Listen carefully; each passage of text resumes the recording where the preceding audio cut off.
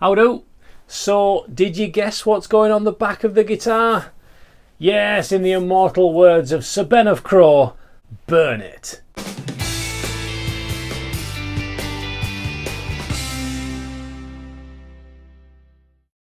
Hi, I'm Chris. Welcome to King Bespoke Creations. Yes, we're going to burn the back of the guitar, but slightly more artistically than just using a blowtorch. We're going to use a pyrography pen today. So, since the last time we met, I have smoothed out the edges and the back. So if you're going to do some pyrography, make sure that you're at finish standard sanding before you start, because we can't sand afterwards, because then you'll rub off all the burning that you've done. Waste of time. I've also cut out all of the back plate. Yes, with hand tools, so auger bits, then cutting out the back plate to match the fretboard, and then once we've done that, flattening that edge off so the back plate can sit, and trim the edges off with the chisel. So have you ever done pyrography before? Stick a comment down below if you have. Tell me if you like it or not. I think it's a brilliant way to put some personalisation into any of your woodworking projects, and it's a lot easier than it might look. To start with, you could just grab a soldering iron. It works quite well. And if you get just a plug-in pyrography pen, that's basically all it is. I prefer something like this. So this is the setup that I've got. Still not massively expensive. Yes, you can go and lash out a couple of £100 on some pyrography stuff, but it doesn't need to be anything more than this. The control box in the middle allows us to adjust the temperature, so from light burns up to just straight away scalding black. We can switch between the two different pens as well. So one of the big advantages of using these is these wire tips cool down very, very quickly, meaning that we can switch tips if we need to. Though to be honest, I very rarely change any of the tips that I've got. I've got two that I set up with, one that's good for overall doing everything, and one that's really, really good at perfect straight lines. So I'll leave a link in the description if you fancy getting your hands on one of these to give this a go. And I really recommend that you do. It's one of the most relaxing things that you can just while away a few hours easily and create something that looks quite spectacular. Right, time for us to draw on the back of here and figure out exactly what we are going to put on the back of this guitar. So I'm going to put some gloves on, fresh gloves. We found that this basswood can get mucky really, really quickly, so even with clean hands you'll still need to then clean off the wood. So if I cover them with some gloves, that should help me out later on. And for those of you that are shouting at the screen saying, well, that's not hand tool only, I'm not going to rub two sticks together to try and burn the wood in the same way that I'm not going to try and rub the wires together to solder the guitar in on the end. Fight me in the comments. Right, okay, so I've put a little line up the top of here, because once the neck's been attached, I'm going to be carving down towards the neck to make everything flow in, so I know I don't want to be pyring anything up to that. So the rest of this is all up for grabs. So what are we going to be burning on here? Well, let's do an old treasure map, shall we? So let's have something that can come through, maybe come down to that kind of thing, like that, and then bring that along here, and can float into this area like that. If you imagine if you laid a map into that little crevice, it would probably split there, wouldn't it? So let's put a split in there that can maybe do that. So let's have a split in the map at that point. There'll be another couple of tears and things like that along there as well. Notice with the pencil I'm going very, very light. The last thing I want to be doing is trying to rub off pencil marks after I've burnt it. So really I want to be just burning over the top of the pencil lines, and virtually nothing to get rid of towards the end. Right, and then we need to put something on the map. So we need a couple of islands perhaps. We might put a key on there somewhere. Just kind of let your imagination go wild. Right, so here we go. Just like with carving, the first bit is always the scariest bit. So you've just got to get in there and get stuck in really. So I'm going to start in this top corner. I'm going to go right the way around the edge of the map because I want that to be quite thick and black as an edging.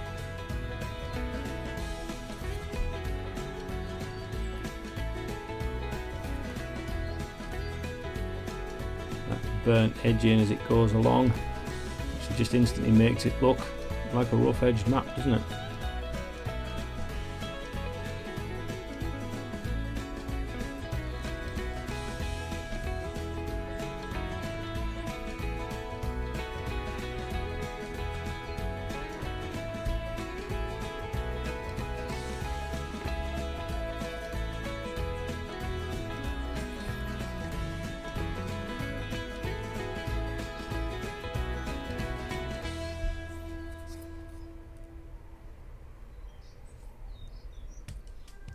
Well, I'm liking that already, so let's just crack on.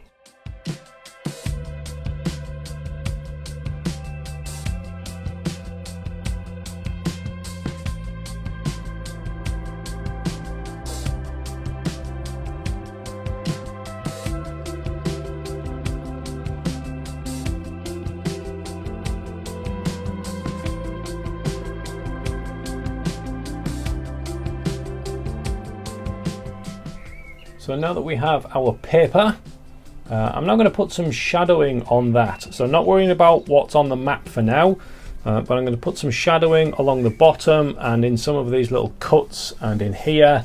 And obviously it needs a bit of kind of working around this area here to make sure it look a little bit more like it's folded. So that's the next thing. So switching this down to a lighter burn, let's try something like that. Each different wood will want a different amount. So this number that's here means nothing to me really. It changes for each time you grab a different piece of wood.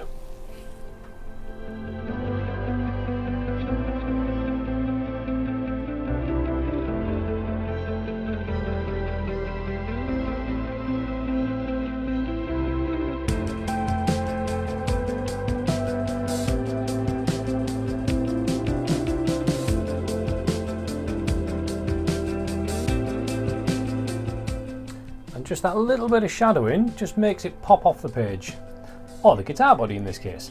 Right, so now we get to add in the map stuff. So there's going to be an island over here, bit of a compass in the corner, another bit of landmass there, and the big warning of the kraken in between the two. Somebody didn't take heed of that, did they?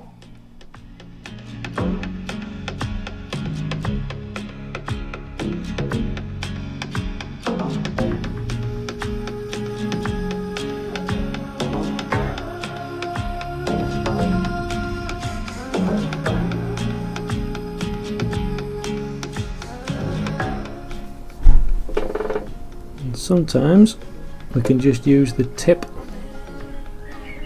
to put details in all on its own.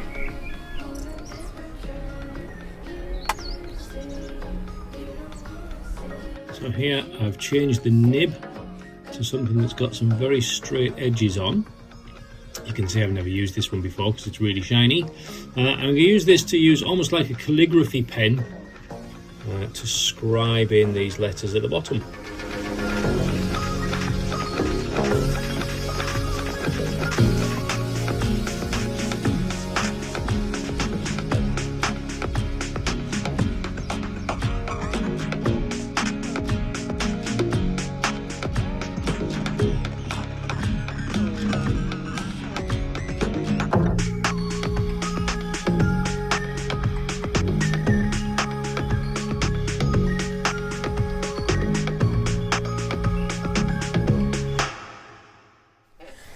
Right, so what I want to do now is stain the map. Now quite often I'd be able to do that with the pyrography, but this wood just appears to like black and not a lot in between. So to try and do this vast area, it'll either do not enough or go black. So you're going to end up with really blotchy patches. It's not going to want to do that. Some woods have every variation from clean all the way through to black and anything in between.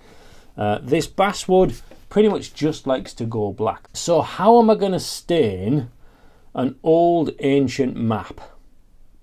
Well, if you remember junior school, you used to do it with a tea bag. Now, what's really important when you try this is that you use an official KBC mug available from the merchant store, which is down in the comments down below.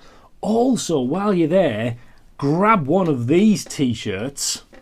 Mine is in the post and I can't wait to get my hands on it. I think it looks really cool. So go and get one of those. In the meantime, it's time to fish out a tea bag and see if we can paint this with the tea bag.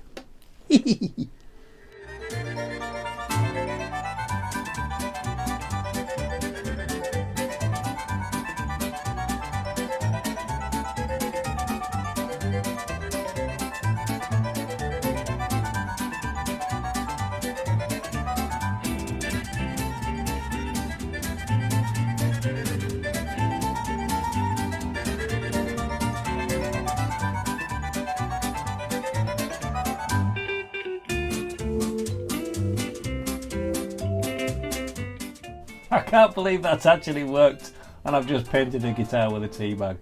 I love it.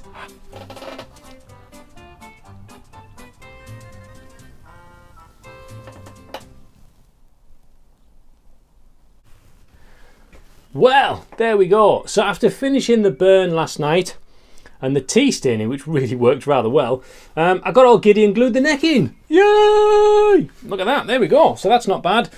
Those of you that were worried about this being an oak neck, the carving up here and thinking we're going to get lots of neck dive, not the case at all. So that isn't a problem in the slightest. I'm really pleased with that. That's quite a lot of chunk down here, but it's not a heavy guitar at all. I haven't weighed it yet, but it doesn't feel like it's got any great weight to it. It's nicely balanced, I think. Right, so I want to get some oil on here very quickly by the end of this video. So first things is I just need to carve this area here to make this look a little bit nicer. And then I'll just give that a little clean sanding on the front, and then we can put some oil on.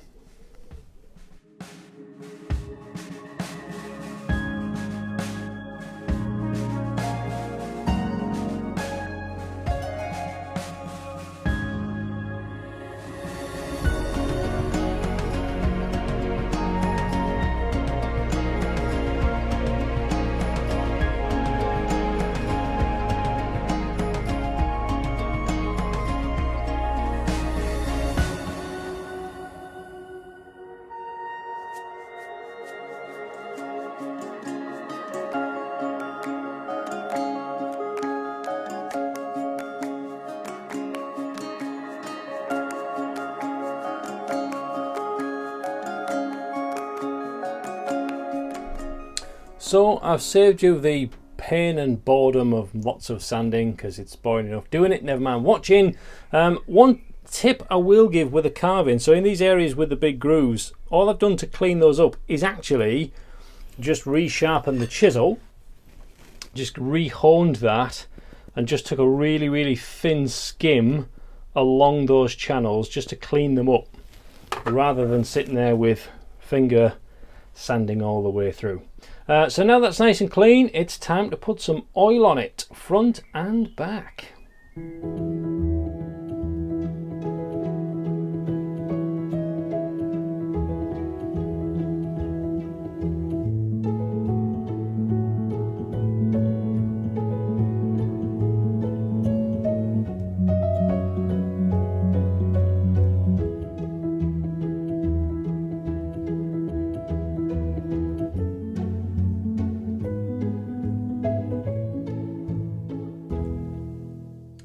Well, there we go. What do you think? I quite like that. After the oil's gone on, the colourings, should we say muted is a good word.